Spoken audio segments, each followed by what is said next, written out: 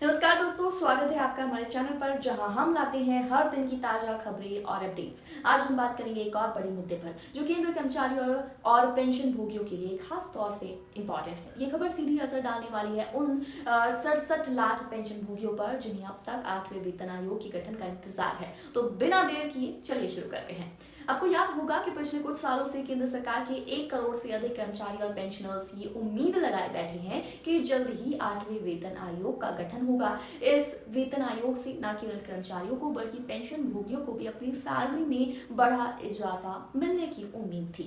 लेकिन हाल ही में वित्त मंत्रालय ने एक बड़ा बयान दिया है जिससे इन कर्मचारियों और पेंशनर्स का दिल टूट सकता है। दरअसल वित्त मंत्रालय ने साफ साफ कहा है कि फिलहाल 8वें वेतन आयोग के गठन को लेकर कोई विचार नहीं किया जा रहा। ये खबर तब आई है जब संसद में एक सवाल पूछा गया था कि क्या 2025-26 के बजट में नए वेतन आयोग के गठन पर विचार हो रहा है। इस सवाल का जवाब केंद्रीय वित्त राज्य मंत्री पंकज चौधरी ने दिया। उनका कहना था कि इस वक्त 8वें वेतन आयोग के गठन को लेकर कोई प्रस्ताव पर विचार नहीं हो रहा है। अब इस बयान का केंद्रीय कर्मचारियों और पेंशन भोगियों पर क्या असर होगा, ये समझना बेहद जरूरी है। जैसा कि हम जानते हैं कि केंद्र सरकार के लगभग 50 लाख कर्मचारी और 67 लाख पेंशनर्स इस समय 8वें वेतन आयोग के तहत 7वें वेतन आयोग के तहत काम कर रहे हैं। 7वां वेतन आयोग 1 जनवरी 2026 को खत्म हो जाएगा और आमतौर पर हर 10 साल में एक नया वेतन आयोग गठित होता है।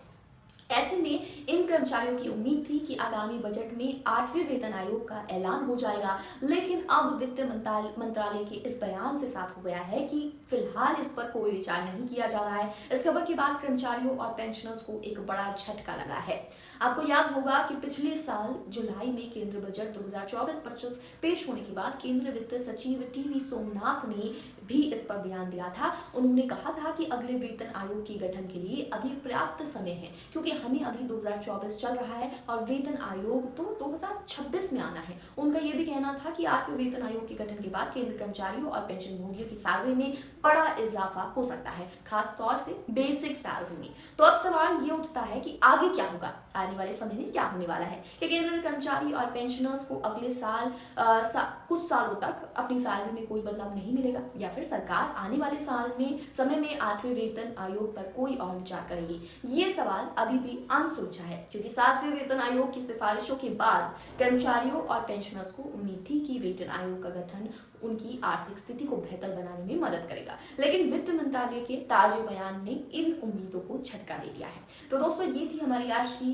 खास रिपोर्ट 8वें वेतन आयोग पर। अगर आपको ये जानकारी पसंद आई हो तो हमारे चैनल को सब्सक्राइब करना ना भूलें और इस वीडियो को अपने दोस्तों के साथ शेयर जरूर कर दें। मिलते हैं अगले वीडियो में।